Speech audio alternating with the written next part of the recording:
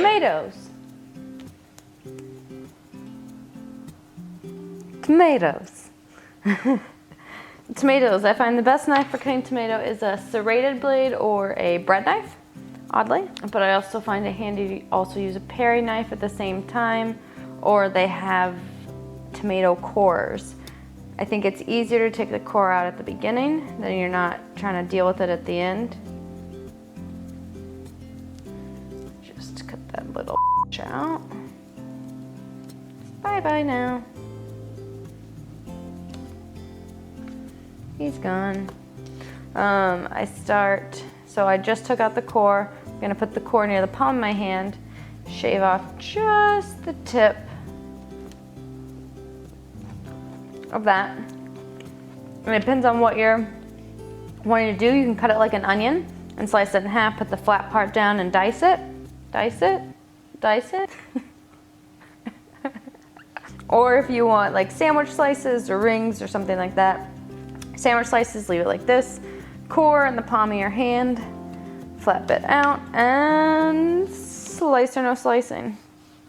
You can also then dice out of this. I find dicing is easier if you take the widest part, place it down, cut in half. Then you have, like it looked like with an onion, and you can make your little, depends on what you're using it for.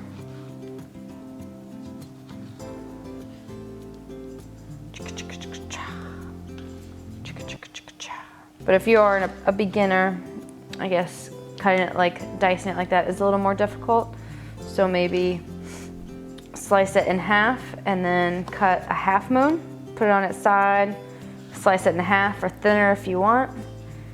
Oh, you already got one. Turn them this way so they are perpendicular to your blade and cut your little dices. It's probably an easier beginning way to cut little cubes out of a tomato, just because tomatoes have a lot of moisture in them and they are not that easy to chop up.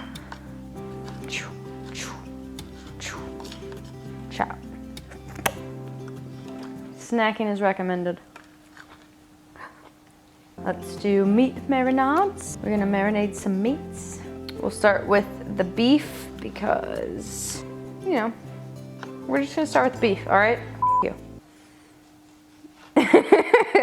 I try to find reasons for things when there is no reason for it. It's like the things that I do. I try and find a reason for it, and then I realize that you're just a crazy person. There is no reason for it. All right.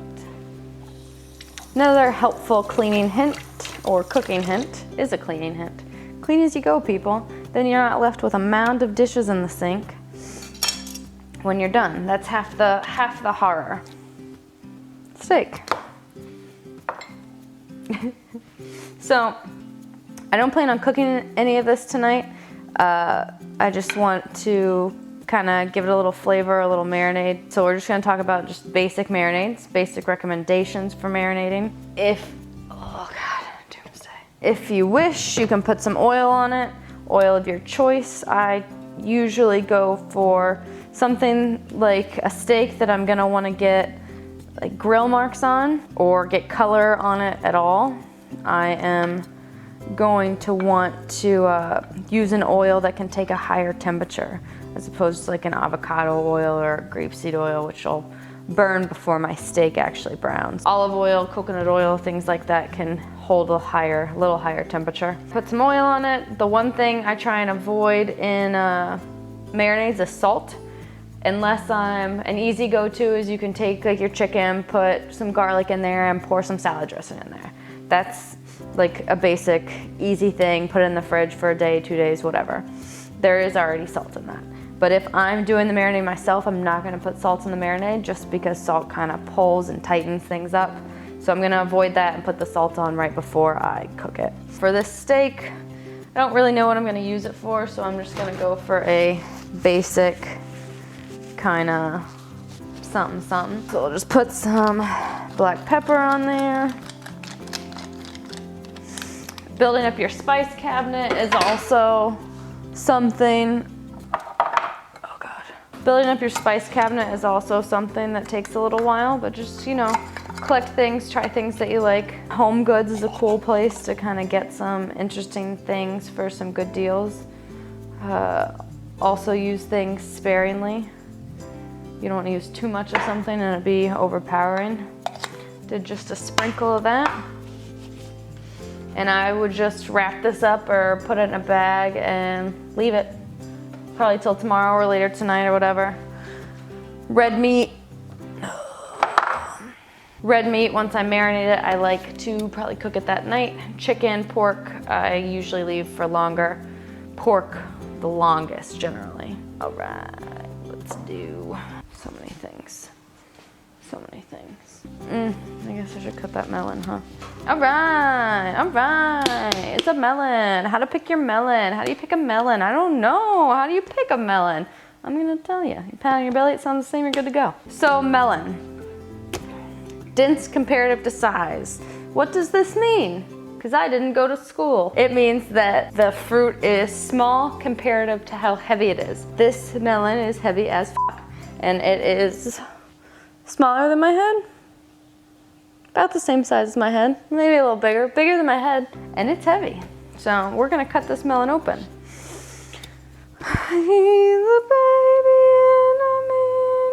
So melons are very juicy. I know it's gonna be an issue, so I'm gonna prepare myself.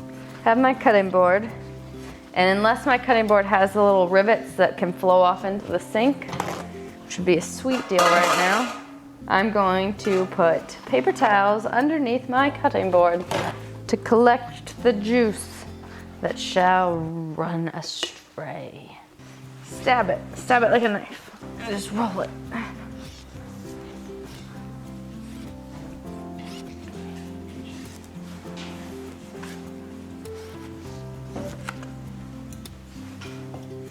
And a baby was born.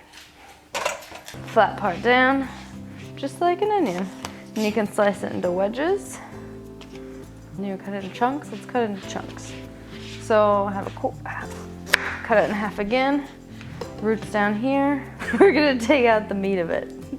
I don't know. I like to eat it like it's a smile. We're gonna scoop it out. By a slice or by a piece. You can do it lots of ways. You can do it like this.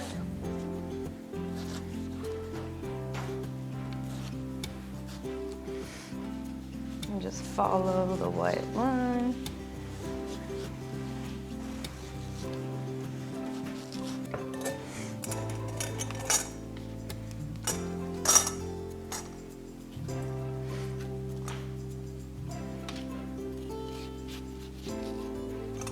Boom. Chunks, sort of. Yeah, I know, I was stupid. I forgot how to cut it at one point. We're gonna do it again. We're gonna cut in strips again. And then you cut it in half, that's right. Always away from you though. And then you cut your slices. See little cubes, you see them in there? It's like a game.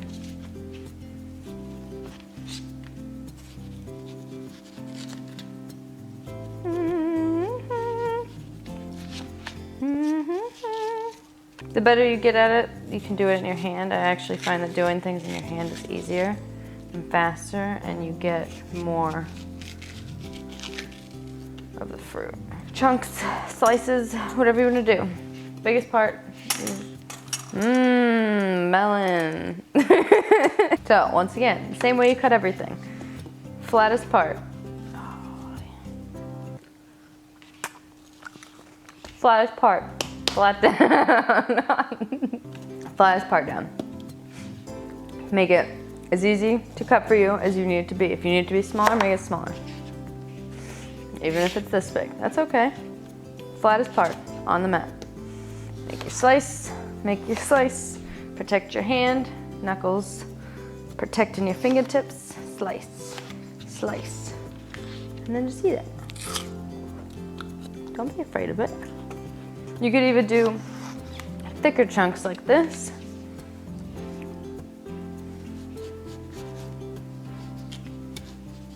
And just follow the rind, cut off the extra white bits. Get a nice big chunk there that you can do with what you wish. You know who really likes watermelon rinds? Cows. We used to take them to the cows for treats. All right, after these messages, we'll be right back.